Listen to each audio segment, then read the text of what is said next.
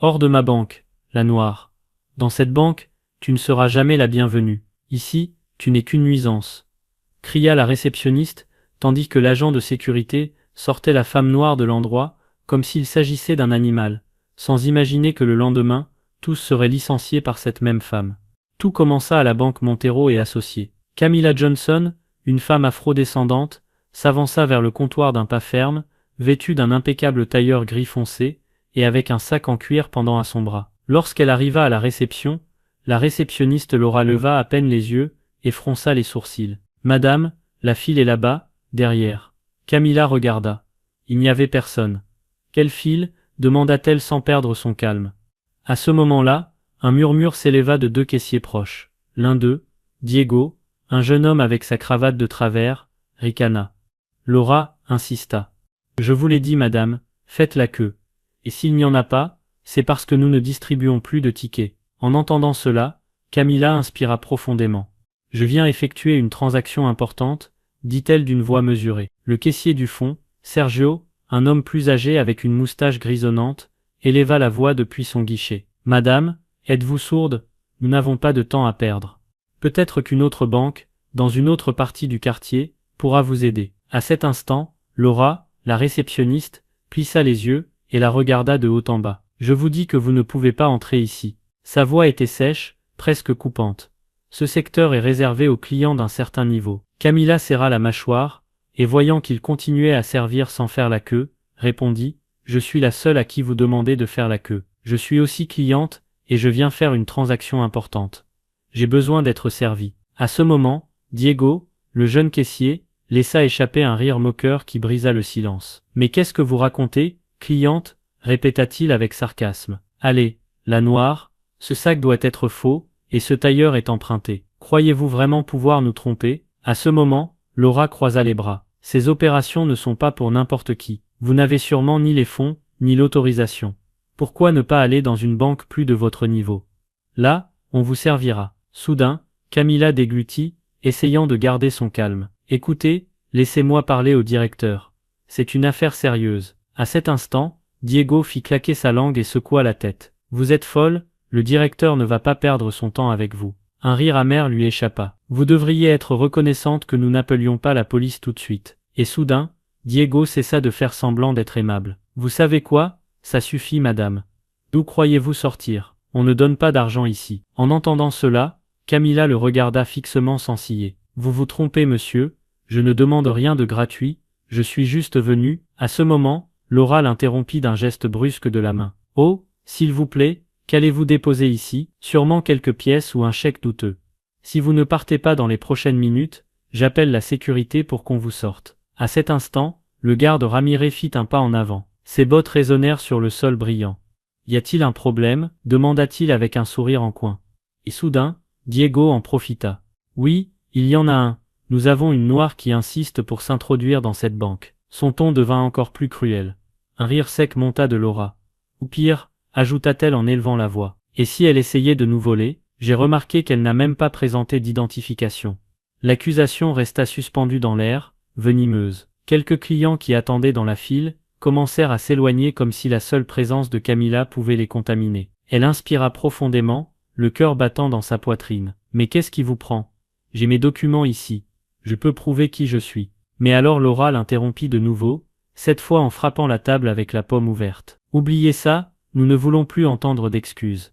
Ici, vous n'avez rien à faire. » Ramirez croisa les bras, s'approchant un peu plus, envahissant l'espace personnel de Camilla. « Madame, vous allez devoir partir de gré ou de force. Nous ne voulons pas faire de scène, bien que parfois, avec des gens comme vous, il n'y ait pas d'autre choix. » Et soudain, alors que Camilla reculait, Ramirez, le garde, avança, déterminé. Son ombre la couvrit complètement. « Madame, dernier avertissement, partez par vous-même ou je vous sors. » Diego sourit d'une oreille à l'autre, appréciant le spectacle. « Allez Ramirez, aidez-la cette noire en plus d'être laide et stupide. » Laura souffla avec mépris. « N'y a-t-il pas des gens qui ne connaissent pas leur place ?»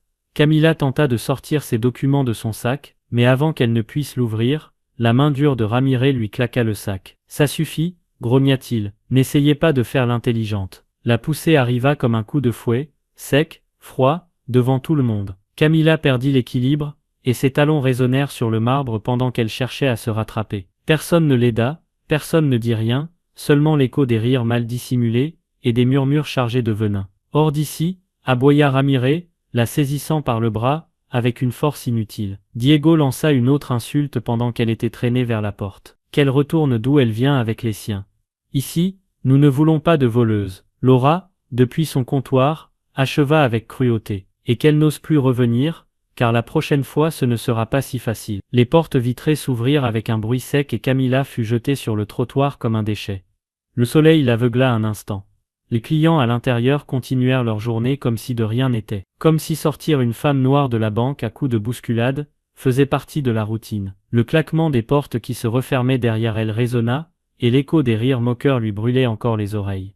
Camilla marcha jusqu'à sa voiture, le cœur serré. Ses pas étaient maladroits, lourds, comme si elle traînait tout le mépris qu'on lui avait jeté. Elle s'assit au volant, ferma la porte et, dès qu'elle fut seule, le silence l'écrasa. Les larmes qu'elle avait retenues devant Laura, Diego et Ramiré, commencèrent à couler sans contrôle. Elle s'accrocha au volant en tremblant. La rage la brûlait, mais ce qui lui faisait le plus mal, c'était l'humiliation. On l'avait chassée comme un animal devant des étrangers, comme si sa dignité ne valait rien. Elle démarra le moteur, et conduisit sans regarder la route, l'esprit vide. Lorsqu'elle se gara enfin devant chez elle, les pleurs revinrent plus forts. Elle s'appuya contre le volant, respirant par saccades, le maquillage coulant sur ses joues. Et puis, comme un coup de poignard, les souvenirs arrivèrent. Elle avait 8 ans. Elle marchait main dans la main avec sa mère, heureuse car elles allaient acheter de la glace après l'école. Elle se souvenait parfaitement de la robe jaune qu'elle portait ce jour-là. Quand elles entrèrent dans un salon de glace du centre-ville, le vendeur fronça les sourcils. « Désolé,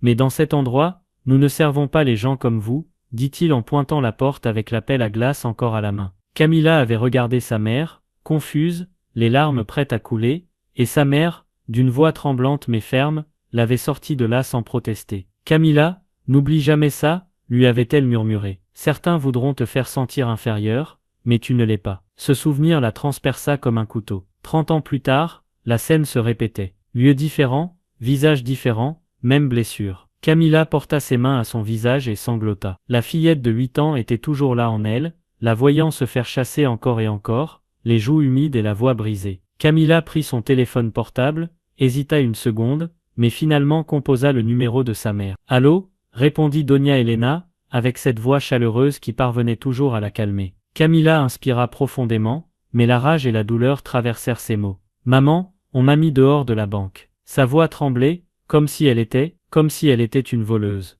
Il y eut un silence à l'autre bout de la ligne. « Comment ça, on t'a mis dehors? Qu'est-ce que tu racontes, ma fille ?» demanda sa mère incrédule. Camilla déglutit, et les larmes recommencèrent à couler. « Ils m'ont dit que je n'avais rien à faire là, que je n'étais pas cliente. Ils m'ont poussée, ils m'ont insultée, devant tout le monde. » La respiration de Doña Elena devint saccadée, presque un halètement de fureur contenue. « Dans notre banque, » dit-elle avec une amertume dans la voix qu'elle utilisait rarement. « Dans l'agence qui porte le nom de ton grand-père sur la plaque d'entrée. » Camilla ferma les yeux, serrant le téléphone contre son oreille. « Oui, maman, la même. » Le silence se chargea d'indignation, jusqu'à ce qu'elle entende sa mère murmurer « Je ne peux pas le croire, pas dans notre maison, pas dans ce que ton père et ton oncle ont construit. » Comme si le destin l'avait planifié, l'appel de Julian, son oncle, que sa mère avait déjà prévenu, arriva. Camilla répondit, la voix brisée. « Oncle, tu ne sais pas ce qu'ils m'ont fait aujourd'hui. » Et elle raconta étape par étape, comment il l'avait traitée, comment il l'avait traînée dehors, comment les insultes s'étaient enfoncées dans sa peau comme des couteaux. Quand elle eut fini,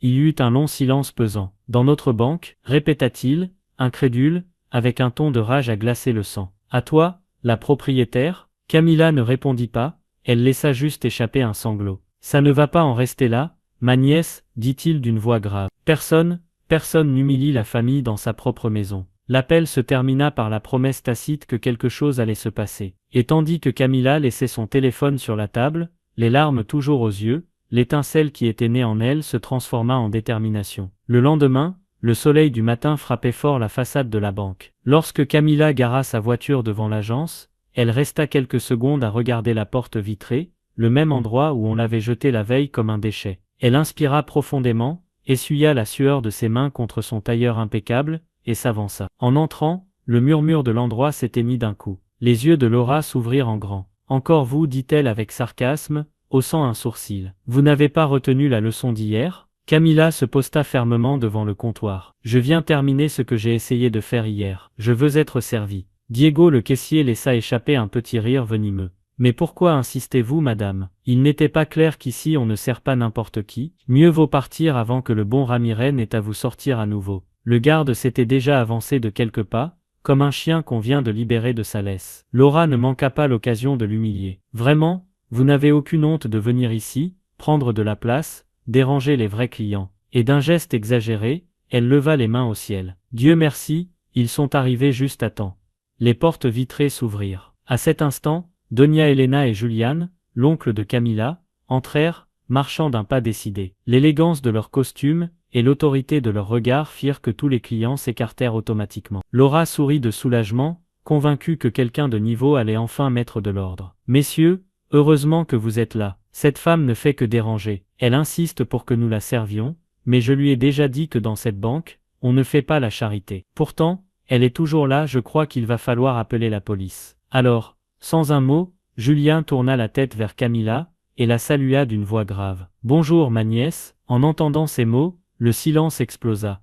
Les yeux de tous s'ouvrirent en grand. Le geste de moquerie sur le visage de Laura se figea. Pour la première fois, personne ne comprenait ce qui se passait. Seules quelques secondes passèrent quand Julián fit un pas en avant, le regard fixé sur Laura. « Voyons mademoiselle », sa voix était profonde, coupante, de celles qui emplissent une salle. « Voulez-vous m'expliquer quel est exactement le problème que vous avez avec ma nièce ?» Le mot « nièce » rebondit sur les murs comme un coup de feu. Laura tenta de se ressaisir, balbutiant. « Nièce, moi je ne savais pas que… » Elle déglutit, les lèvres sèches. « J'obéissais juste aux ordres, monsieur. » Camilla, droite, l'observait avec un air de calme glacial. Elle n'était plus la femme chassée à coups de bousculade la veille. Son regard irradiait l'autorité, et chaque pas qu'elle faisait en avant obligeait les autres à reculer. Diego, le caissier, transpirait en regardant Julián puis Camilla, comme s'il cherchait une issue inexistante. « Pardon, c'était un malentendu », murmura-t-il, la voix brisée. Julián éleva la voix, qui résonna dans la salle. Un malentendu, l'insulter, la chasser comme un animal, la traiter de voleuse, c'est ça, un malentendu? Son doigt accusateur se planta dans l'air, pointé directement vers Laura et Diego. « Je vous présente l'héritière de cette banque.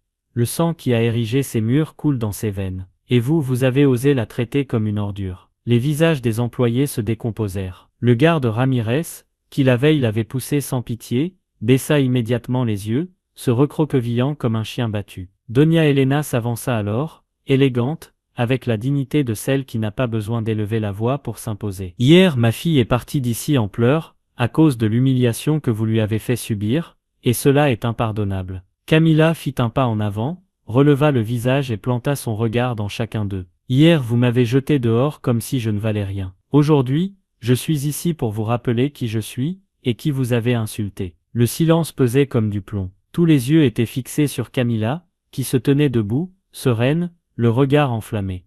Julián fut le premier à rompre le silence. « Dans cette banque, bâtie avec l'effort de génération de notre famille, nous ne permettrons jamais que quelqu'un soit traité comme un déchet en raison de sa couleur de peau, ou de son apparence. » Doña Elena acquiesça d'une voix ferme. « Ici, il n'y a pas de clients de première ou de deuxième classe. Ici tout le monde a la même valeur. Et vous avez osé l'oublier. » Laura tremblait derrière le comptoir, les lèvres serrées. Elle tenta de balbutier quelque chose, mais Camilla l'interrompit avec un calme glacial. « Hier tu m'as jeté dehors comme un animal.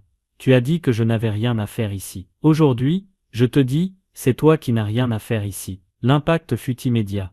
Diego écarquilla les yeux tandis que Ramirez reculait d'un pas, comprenant l'inévitable. Camilla éleva la voix, claire et forte pour que tout le monde entende. « À partir de maintenant, aucun de vous ne travaillera plus dans cette banque. La discrimination que vous avez montrée n'a pas sa place entre ces murs. Nous ne permettrons jamais à un autre client de subir ce que j'ai subi hier. » Le murmure se transforma en un grondement de surprise. Certains clients applaudirent timidement, puis avec plus de force. D'autres filmaient la scène avec leur téléphone, immortalisant l'instant où les racistes étaient démasqués. Julián conclut d'une voix qui n'admettait aucune discussion. « Ramassez vos affaires, vous êtes licenciés. » La couleur disparut du visage de Laura, qui baissa la tête, vaincue. Diego ne put soutenir le regard de personne. Ramirez déglutit, transpirant à grosses gouttes. L'arrogance qu'ils avaient montrée s'écroula en quelques secondes, les laissant nus devant tout le monde. Camilla jeta un dernier regard autour d'elle. Il n'y avait plus de larmes sur son visage, seulement de la détermination. Cette banque est et sera toujours un endroit pour tous. Personne, absolument personne, ne sera plus jamais exclu pour son apparence. La salle éclata en applaudissements, scellant la fin d'une humiliation transformée en justice. Et tandis que les employés racistes s'en allaient, la tête basse, Camilla Johnson resta droite, avec la certitude que ce jour-là, elle avait refermé une blessure qui était ouverte depuis son enfance. La banque, sa banque, ne serait plus jamais la même. Si cette vidéo vous a plu, vous devez voir celle-ci où il la gifle, et la traite de voleuse, jusqu'à ce qu'elle révèle sa véritable identité. Cliquez maintenant et on se retrouve là-bas. Nous voulons aussi savoir d'où vous nous regardez. Laissez-nous un commentaire en mentionnant votre pays. N'oubliez pas de vous abonner et de laisser votre like.